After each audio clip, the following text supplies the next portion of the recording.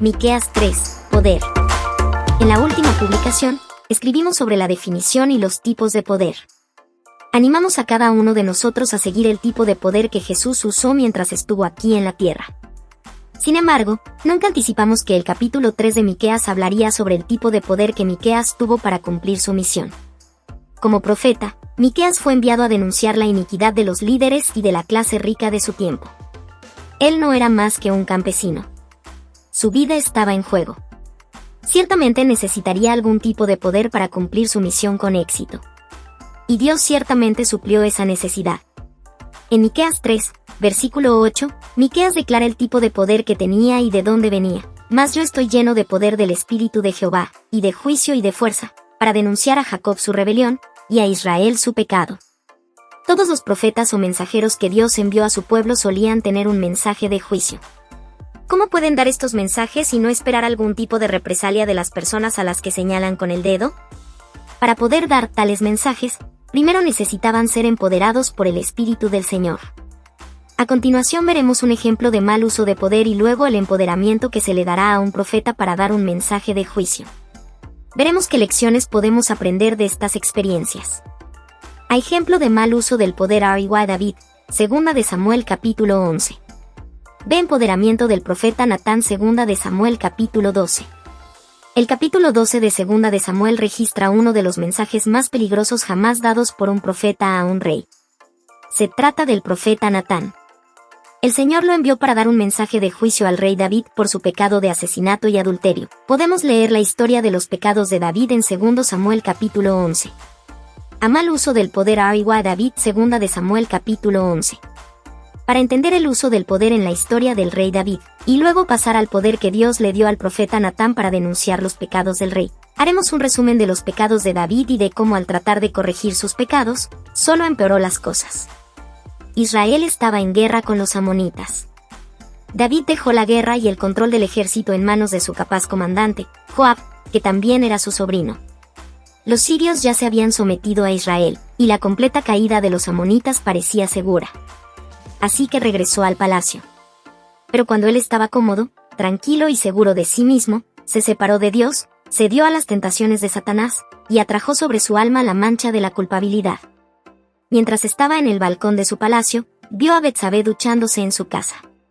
Ella era la esposa de Urías elitita, uno de los oficiales más valientes y fieles de David, Patriarcas y Profetas, capítulo 71. El pecado de David y su arrepentimiento, p. 776.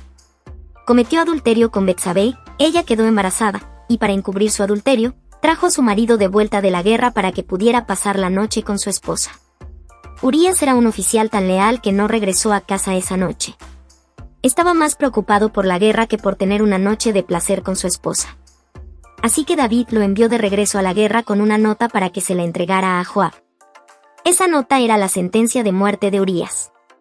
Debía dejarlo solo en algún momento de la guerra para que los amonitas lo mataran. Una vez hecho esto, Betsabé quedaría libre para casarse con David y tener su hijo, fruto de su adulterio. Parece que el rey se salió con la suya en el asesinato y el adulterio. Pero no tan rápido. El poder de David le había sido dado por Dios, pero para que lo ejercitara solamente en armonía con la ley divina. Cuando ordenó algo que era contrario a la ley de Dios, el obedecerle se hizo pecado. Las autoridades, que son de parte de Dios han sido establecidas. Romanos 13 versículo 1, pero no debemos obedecerlas en contradicción a la ley de Dios. Patriarcas y Profetas, capítulo 71. El pecado de David y su arrepentimiento, p. 778. Ambos, Joab y el rey, eran culpables de asesinato y Dios había tomado nota de ello. Ve empoderamiento del profeta Natán, 2 capítulo de Samuel 12 versículos 9 a 15. En el libro Patriarcas y Profetas, capítulo 71. El pecado de David y su arrepentimiento, pp. 779 y 780, leemos cómo Natán confrontó al rey David. El profeta Natán recibió órdenes de llevar un mensaje de reprensión a David. Era un mensaje terrible en su severidad. A pocos soberanos se les podría haber dirigido una reprensión sin que el mensajero perdiese la vida. Natán transmitió la sentencia divina sin vacilación, aunque con tal sabiduría celestial que despertó la simpatía y la conciencia del rey y le indujo a que con sus labios emitiera su propia sentencia de muerte. Apelando a David como al guardián divinamente designado para proteger los derechos de su pueblo, el profeta le relató una historia de agravio y opresión que exigía justicia y castigo. Había dos hombres en una ciudad, dijo, el uno rico y el otro pobre. El rico tenía numerosas ovejas y vacas, mas el pobre no tenía más que una sola cordera, que él había comprado y criado, y que había crecido con él y con sus hijos juntamente, comiendo de su bocado, y bebiendo de su vaso, y durmiendo en su seno, y teníala como a una hija. Y vino uno de camino al hombre rico, y él no quiso tomar de sus ovejas y de sus vacas, para guisar al caminante que le había venido, sino que tomó la oveja de aquel hombre pobre, y aderezóla para aquel que le había venido. Segundo Samuel 12, versículos 1 a 4. El rey se airó y exclamó, vive Jehová, que el que tal hizo es digno de muerte. Y que él debe pagar la cordera con 4 tantos, porque hizo esta tal cosa, y no tuvo misericordia. Segunda de Samuel, capítulo 12, versículos 5 y 6, margen. Natán fijó los ojos en el rey, y luego, alzando la mano derecha, le declaró solemnemente, tú eres aquel hombre. ¿Por qué pues, continuó, tuviste en poco la palabra de Jehová, haciendo lo malo delante de sus ojos? Como David, los culpables pueden procurar que su crimen quede oculto para los hombres, pueden tratar de sepultar la acción perversa para siempre, a fin de que el ojo humano no la vea ni lo sepa la inteligencia humana, pero todas las cosas están desnudas y abiertas a los ojos de aquel a quien tenemos que dar cuenta. Hebreos 4 versículo 13. Nada hay encubierto, que no haya de ser manifestado, ni oculto, que no haya de saberse. Mateo, capítulo 10, versículo 26. ¿Cómo capacita Dios a sus mensajeros? El libro de los Hechos, capítulo 1, versículo 8 nos da la respuesta, pero recibiréis poder, cuando haya venido sobre vosotros el Espíritu Santo, y me seréis testigos en Jerusalén, en toda Judea, en Samaria, y hasta lo último de la tierra. Cuando Dios nos llama para una misión, nos da poder por medio del Espíritu Santo. El mensajero de Dios debe entregarse completamente al control del Espíritu Santo. Él nos guiará y nos dará la sabiduría necesaria para decir lo que es apropiado para la ocasión. Leemos lo siguiente en el Evangelio según San Lucas, capítulo 12, versículos 11 y 12. Cuando los lleven a las sinagogas y a los magistrados y autoridades, no estén preocupados de cómo o qué responderán, o qué habrán de decir. Porque el Espíritu Santo les enseñará en aquella hora lo que se debe decir. El Evangelio según San Marcos, capítulo 13 versículo 11, dice lo siguiente, cuando los lleven para entregarlos, no se preocupen por lo que tengan que decir. Más bien, hablen lo que les sea dado en aquella hora, porque no son ustedes los que hablan sino el Espíritu Santo. ¿Por qué estamos sin poder? Al leer el libro de los Hechos de los Apóstoles, la Biblia registra que a los discípulos se les había dado el poder de sanar, resucitar a los muertos y hacer milagros.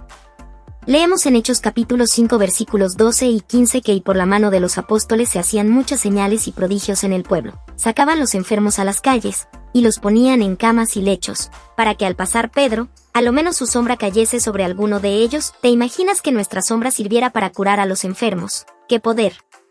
La única razón por la que podemos pensar que somos impotentes en nuestros días es la falta de una experiencia de Pentecostés.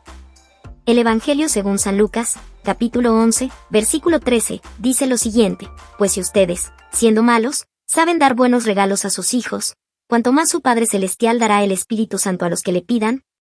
No pedimos el Espíritu Santo, no oramos para que el Espíritu Santo more en nosotros. Preparación para recibir el poder del Espíritu Santo. Paso número 1, pedir. En obediencia a la orden de Cristo, aguardaron en Jerusalén la promesa del Padre, el derramamiento del Espíritu. No aguardaron ociosos. El relato dice que estaban de continuo en el templo, alabando y bendiciendo a Dios. Lucas capítulo 24 versículo 53. También se reunieron para presentar sus pedidos al Padre en el nombre de Jesús. Sabían que tenían un representante en el cielo, un abogado ante el trono de Dios. Con solemne temor reverente se postraron en oración, repitiendo las palabras impregnadas de seguridad. Todo cuanto pidiereis al Padre en mi nombre, os lo dará. Hasta ahora nada habéis pedido en mi nombre, pedid y recibiréis, para que vuestro gozo sea cumplido. Juan 16 versículos 23 y 24, Hechos de los Apóstoles, capítulo 4 el Pentecostés, p. 29. Paso número 2, arrepentirse y confesar los pecados. Mientras los discípulos esperaban el cumplimiento de la promesa, humillaron sus corazones con verdadero arrepentimiento, y confesaron su incredulidad. Estos días de preparación fueron días de profundo escudriñamiento del corazón. Los discípulos sentían su necesidad espiritual, y clamaban al Señor por la santa unción que los había de hacer idóneos para la obra de salvar almas. No pedían una bendición simplemente para sí. Estaban abrumados por la preocupación de salvar almas. Comprendían que el Evangelio había de proclamarse al mundo, y demandaban el poder que Cristo había prometido, y vid, pp 29 y 30. Paso número 3, actitud de espera, oración y unidad. Y como se cumplieron los días de Pentecostés, estaban todos unánimes juntos, y de repente vino un estruendo del cielo como de un viento recio que corría, el cual hinchió toda la casa donde estaban sentados. Hechos 2, versículos 1 y 2. Sobre los discípulos que esperaban y oraban vino el Espíritu con una plenitud que alcanzó a todo corazón. El Ser Infinito se reveló con poder a su iglesia, y vid, p. 31. Si no pedimos, oramos y esperamos al Espíritu Santo, no lo recibiremos. ¿Estamos pidiendo y orando por el Espíritu Santo? ¿Nos hemos arrepentido y confesado nuestros pecados en preparación para recibirlo? ¿Estamos listos para recibir el poder del Espíritu Santo?